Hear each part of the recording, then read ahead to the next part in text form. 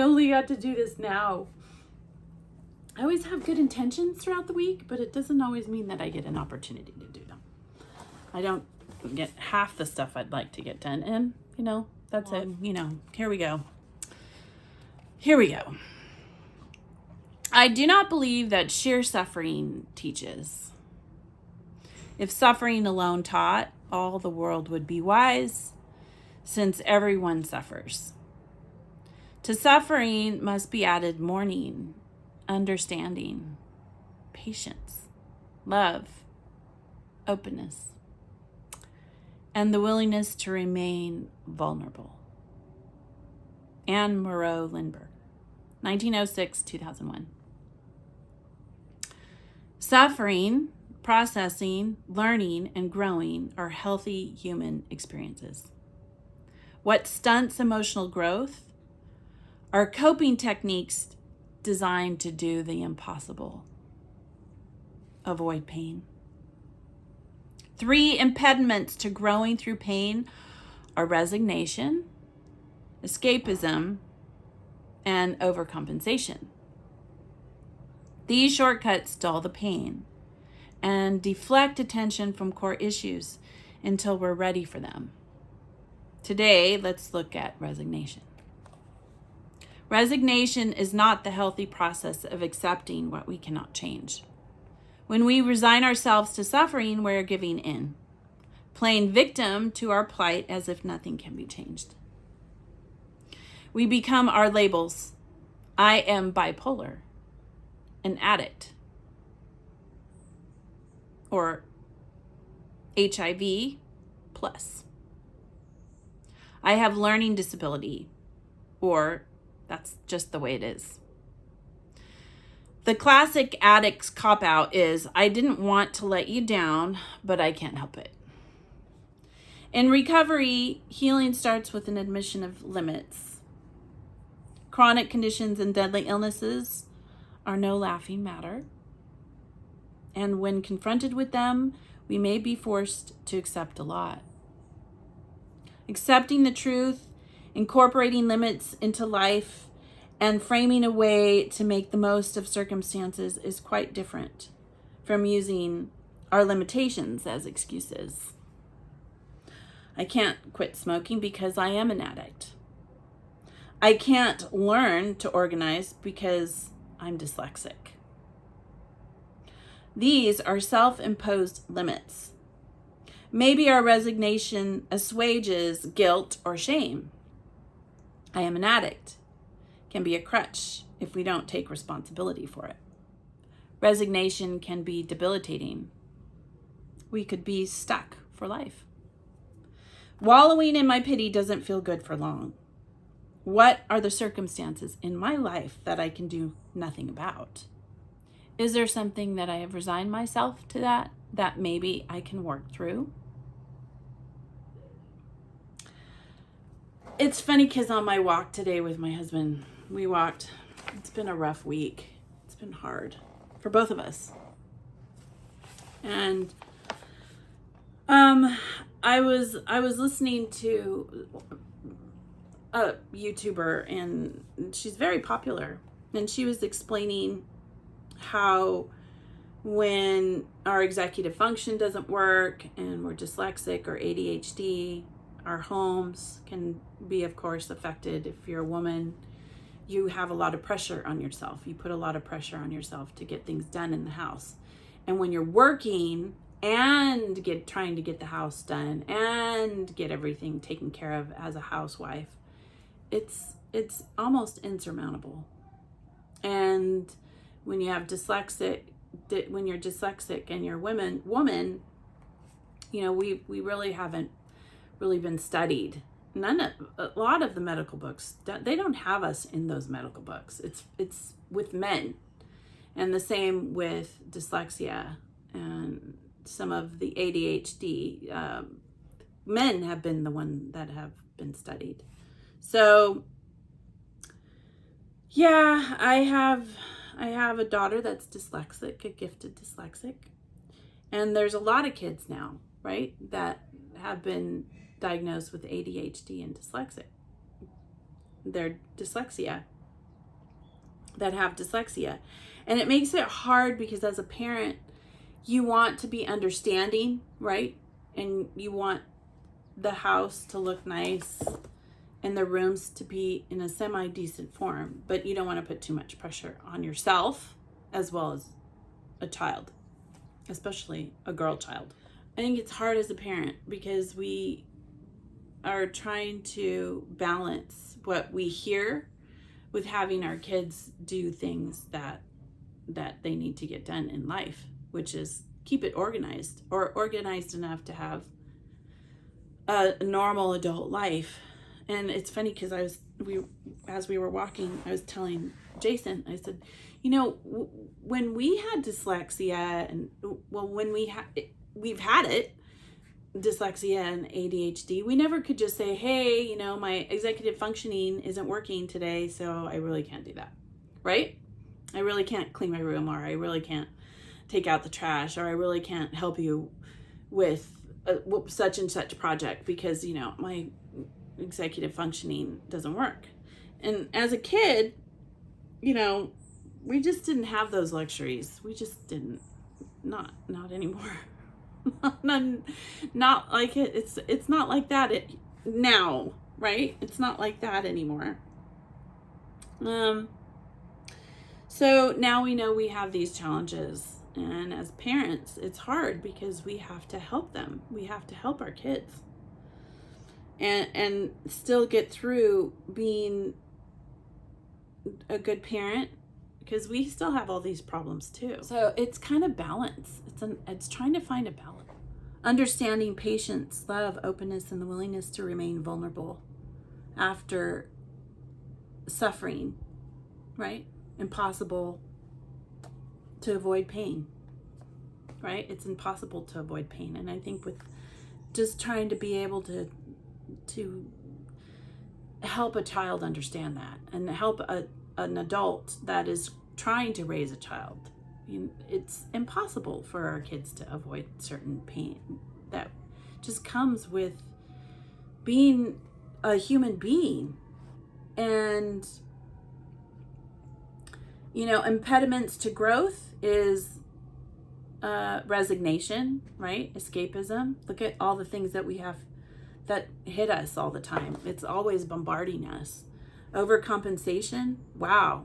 That's what parents do, right? We resign ourselves to certain things and say, oh, well, you know, I'm tired, I can't do it, let them eat what they want.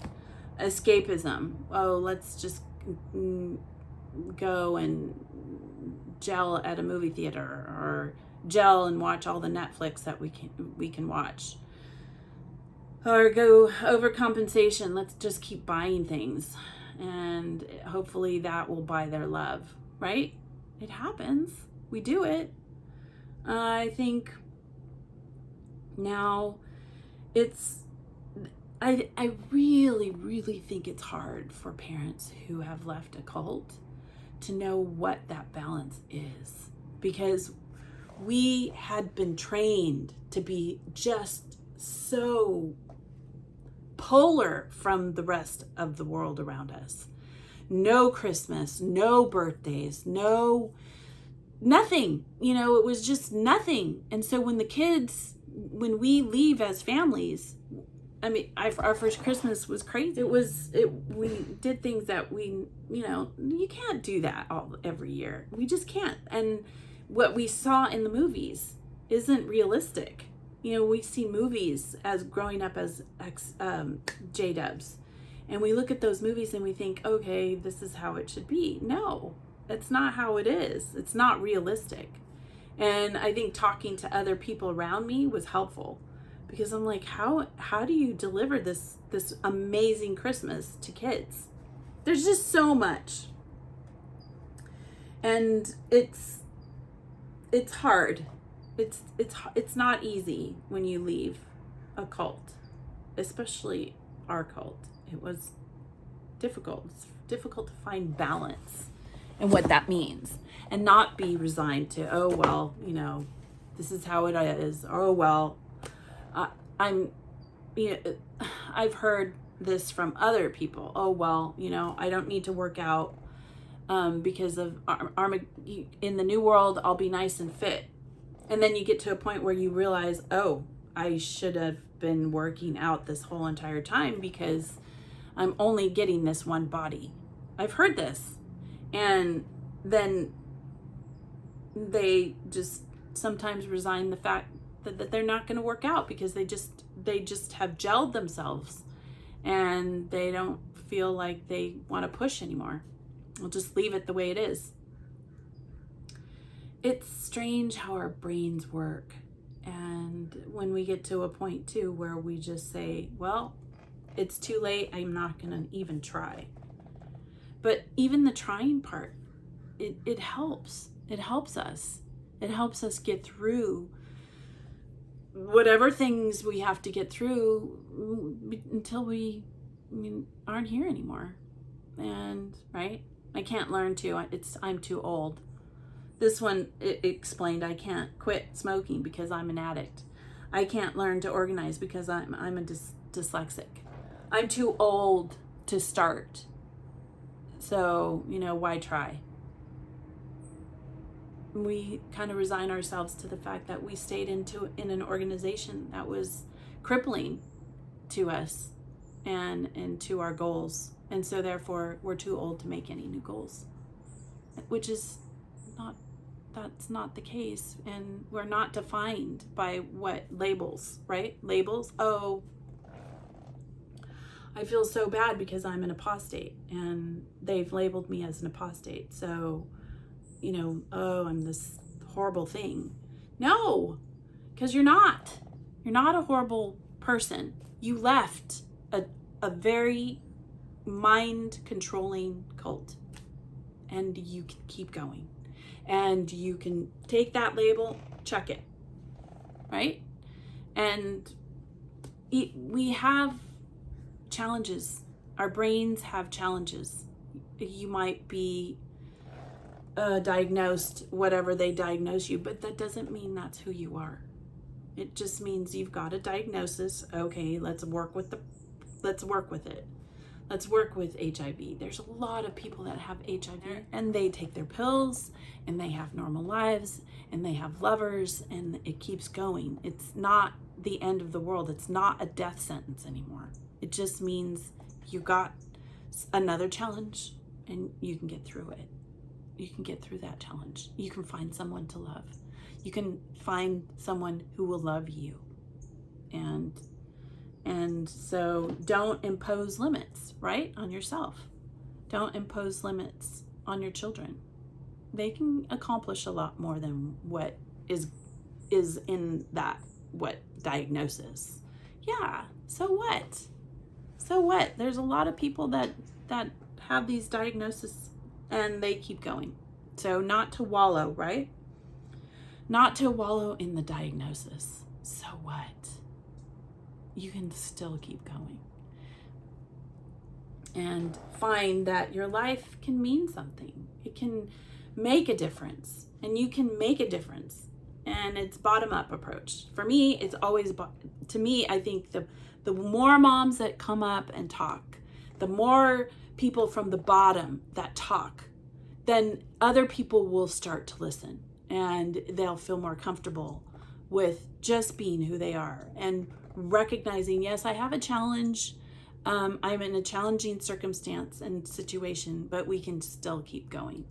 And it doesn't mean that I'm going to be this way all the time. I'm always going to be messy.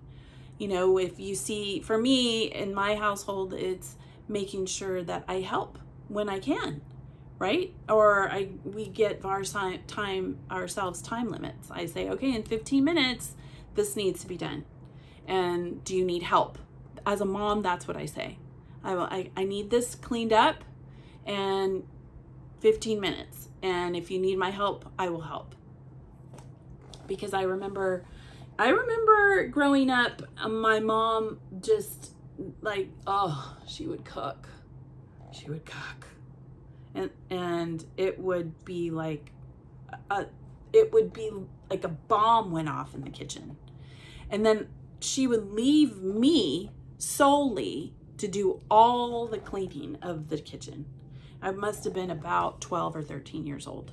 And it was overwhelming. And sometimes it was days where stuff had not been washed. And we didn't have a dishwasher. It was in one little sink, the normal size sink. And you got a washing area, and then you had the rinsing area, and that was it. And it was piles upon piles of dishes. Ugh, I needed help. I needed an adult helping me. And that was probably maybe a day and a half, because we didn't go very long. It wasn't like a week. It was a day and a half, and it could be so hard, insurmountable. And so everybody needed to pitch in. It wasn't for a sole 12-year-old to wash. It was for everyone to pitch in and help. And that's how it goes in the household today, my household. And I realize, as a parent, that kids can only do so much, and then they need your help. They need your guidance along the way. And then you show them how to do it. And your brain gets used to a certain space, a clean space. And after we're done, I usually tell my girls, okay, now feel your space. Feel what that feels like, because it feels so good when it's clean. So even animals, they love clean spaces. The dog even notices when it's clean. She's like, ah.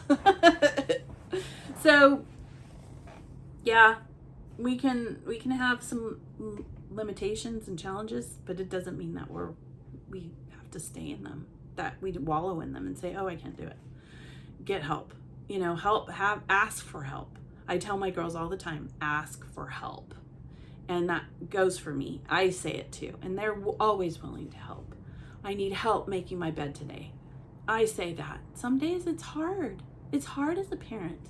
And it's good for the kids to see that you have limitations, and that you're not afraid to ask for help in the home.